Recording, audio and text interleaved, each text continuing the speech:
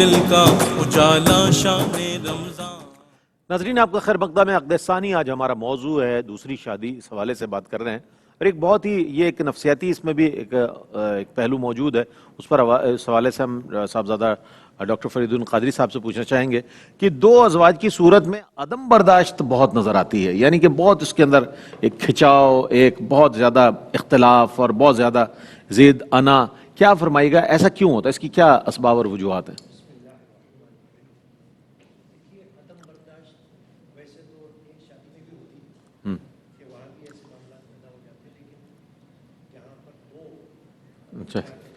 اچھا ڈاکٹر صاحب ہم آپ سے بات کرتے ہیں. میں یہ مفتی اکمل صاحب سے جاننا چاہوں گا, چونکہ ظاہر ڈاکٹر صاحب کو ابھی ہم شامل کریں گے گفتگو میں.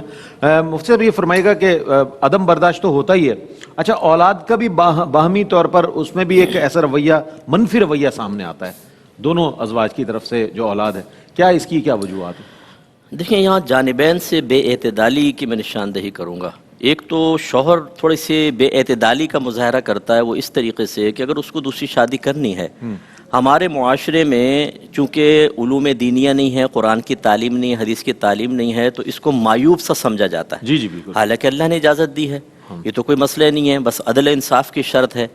اب وہ مرد کیا کرتا ہے, وہ دوسری شادی کو چھپاتا ہے. چھپا کے کیوں کر رہے ہیں آپ پہلے اعتماد میں لیں, ظاہر کر دیں. چلے ایک دفعہ کی ناراضگی ہوگی, پھر وہ دیکھیں گے بھئی یہ ضد پر ہیں, چلو بھئی ٹھیک ہے, پہلے سارا مسئلہ سامنے آ جائے. پرابلم کہاں کریٹ ہوتا ہے کہ جب پہلے جو ہے وہ شو نہیں کرتے, اجازت نہیں لیتے, اور نتیجہ نکلتا ہے کہ جب ان کو اچانک پتہ چلتا ہے تو ان کے ذہن میں خواہ ایک دھوکے کا تصور آتا ہے, بھئی دھوکہ دیا ہے, دیکھیں ہماری وفا کے اوپر انہوں نے ضرب لگائی ہے, وفاداری نہیں کی ہے. اس طرح کے منفی خیالات آ جاتے ہیں. تو بہتر یہ ہوتا ہے کہ جب آدمی دوسری شادی کا ارادہ کرے تو سامنے رکھے اور اعلانیہ طور پہ کرے, تاکہ اس طرح کی صورتحال اچانک نہ آئے. کیونکہ بہرحال اگر شریعت یہ کرتی کہ عورت کو بھی دوسری شادی کی اجازت ہوتی, تو پھر شوہر اپنے بارے میں سوچے, اگر بیوی چپکے سے دوسری شادی کر لیتی اور بعد میں وہ پتہ چلتا ہے کہ اس کی تو دوسری شادی ہے, جو آفس کا کہہ کے نکلتی ہے, دوسرے شوہر کے پاس جاتی ہے, تو اس وقت شوہر کی کیفیت کیا ہوتی؟ پھر وہ یقیناً یہ کہتا ہے یا تو مجھے پہلے بتاتی, میں تمہیں چھوڑ ہی دیتا, میں نہیں برداشت کروں گا, اور یا پھر یہ ہے کہ تم نے غلط کیا.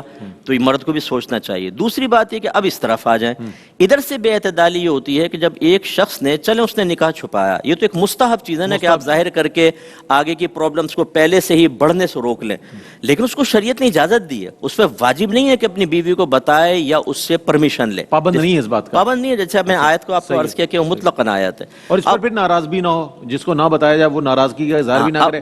وہی بے اعتدالی اب میں ظاہر کر رہا ہوں. ہوتا کیا ہے کہ پہلی بات تو یہ کہ یہ معاملہ ہے شوہر اور بیوی کے درمیان. بالکل. اگر شوہر نے کوئی ناانصافی کی بھی ہے, ان کا معاملہ اللہ پہ چھوڑ دیں, برودی قیامت اللہ تعالیٰ ان کے درمیان آپس میں فیصلہ کرے گا.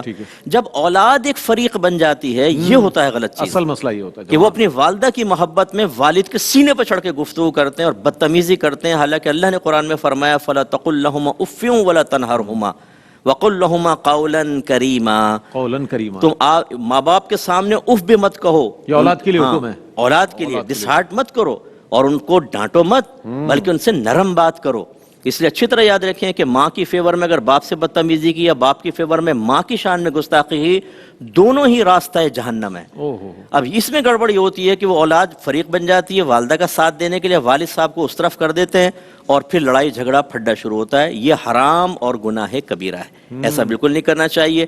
اگر والد صاحب نے کر لیا تو سوچئے, آپ غور کریں, ہو سکتا ہے کوئی شرعی مجبوری ہو سکتا ہے کوئی ان کا باطنی تقاضا ہو سکتا ہے کوئی معقول وجہ ان کے سامنے ہو. اور میں یہ ایک برملا یہ بات عرض کروں گا, ماں باپ پہ لازم نہیں ہے کہ اپنے اولاد پر اپنے تمام حکمتیں ظاہر کریں. کہاں واجب ہے کہ آپ یہ کہ ہمیں سمجھاؤ کہ کیوں کیا آپ نے, کیوں سمجھائیں, اور کیوں تمہیں اس کو جسٹیفائی کریں, یہ کہا جاتا ہے تمہیں مطمئن کرنے کی کیا ضرورت ہے. تمہارے لیے ادب اور احترام یہ ہے کہ تم دائرہ شریعت کو نہ پھلانگو. میں کویسچن کرتا ہوں کہ کیا باپ نے حرام کام کیا ہے, اس نے زنا کیا ہے, اس نے ناجائز کیا؟ نہیں, ہرگز نہیں. لیکن تم ناجائز کر رہے ہو. بتاؤ قابل گرفت باپ ہے یا آپ ہیں؟ آپ ہے نا. تو یہ غلط رویہ ہوتا ہے. اسی طرح ہماری بہنوں کو چاہیے کہ شوہر نے کر لیا ہے تو اپنے شوہر کو اپنا بنائیں. بہت سی بہنیں مجھ سے مشورہ کرتی ہیں, اس میرے شوہر نے شادی کر لی, میرا دل چاہتا ہے اس کے چھری مار دوں گلے کے اندر, اس کا سر پھاڑ دوں, میں چلی جاؤں, میں طلاق کا مطالبہ کر لوں. میں کہتا ہوں کہ میں بہنوں کو سمجھاتا ہوں, میں یہ بتاؤ, اگر آپ کے شوہر نے کر لی نا شادی, अपने शौहर को क्यों अपने हाथ से निकालती हो? उसको अपना बनाओ। सही। फिर मैं सेकंड क्वेश्चन करता हूँ, क्या शौहर आपको नान नफका देता है? ये देता है। हुकूक वगैरह सब अदा करता है? करता बच्चों का ख्याल है। रखता है? मैंने किसका मतलब वो अपने आपके हक में तो कोताही कोई नहीं कमी कर रहा नहीं ना, कर रहा। तो फिर आप क्यों अपने शौहर को अपने हाथ से निकालती हैं? सही। उसे अपना बनाकर रखें। ठीक है, अगर शौहर ने कर ली जो आप कह रही हैं जी गलती कर ली, चलो इस गलती को भी माफ, अल्लाह ही दरगुजर फरमाता है, अल्लाह शिर्क माफ कर देता है। अगर कोई दुनिया के अंदर ईमान ले आए तो शिर्क माफ हो जाता है। सही। तो आप ये दरगुजर करें, ये झगड़े का माहौल ना बनाएं, इसको कोई फायदा नहीं होगा। बहुत दुनिया के अंदर कुछ हासिल नहीं हो सकता कि शौहर ने दूसरी शादी कर ली तो क्या होगा भाई, मतलब अगर आप झगड़ा करेंगे तो क्या होगा? क्या होगा? वो तो कायम रहेगा, बल्कि आपसे भी जाएगा। लेकिन नुकसान क्या होगा? दुनिया का भी नुकसान और आखिरत में मैदान महशर में शौहर तो दूसरी बीवी का हाथ पकड़ के खुशखुरम जन्नत की तरफ जा रहा होगा, और आपने जो बदतमीजियां की और नाजायज रवैया इख्तियार किया, अल्लाह ना करे, अल्लाह ना करे, अल्लाह। फरिश्ते कहे नहीं आपका रास्ता तो दूसरा है, ओहो। ना दुनिया रही ना दीन रहा। बहुत नाजुक इसलिए सूरत हाल। जानिबैन से जोश में आने के बजाय, होश खोने के बजाय बेहतर है कि किसी अच्छे मुअतदिल आलिम अहले सुन्नत के पास जाएं या मुफ्ती साहब के पास, उनसे गुजारिश करें, ना वालिद की ना हमारी, इस तरह बीवी का है ना शौहर की ना मेरी, आप ये बताएं कुरान हदीस क्या कहता है, जैसा कहेगा उसके सामने सरेंडर कर देंगे, अल्लाह ताला हमें सुरखरू फरमाएगा। क्या बात है। देखें, आप मुफ्ती साहब के पास जाएं, मुफ्ती साहब खुद आपके घर आ गए हैं इन मसाइल को समझाने के लिए, आपके टीवी लाउंज में मौजूद हैं। ये जो आपके जहनों में दस्तक देने वाले सवालात हैं, इस हवाले से बड़ी खूबसूरत बात मुफ्ती साहब ने इरशाद फरमाई कि एक चीज़ मुस्तहब है और उसको अगर कोई कर गुजरे तो उस पर वजह नज़ा नहीं बनाना चाहिए इस बात को, और माशरे में इस तरह के बहुत से मसाइल हमें नज़र आते हैं। जब लौटेंगे इंशाअल्लाह वक्फे के बाद तो डॉक्टर फरीदुद्दीन कादरी साहब की खिदमत में हाजिर होंगे सवाल लेकर। एक वक्फा है, वक्फे के बाद हमारे साथ रहिएगा।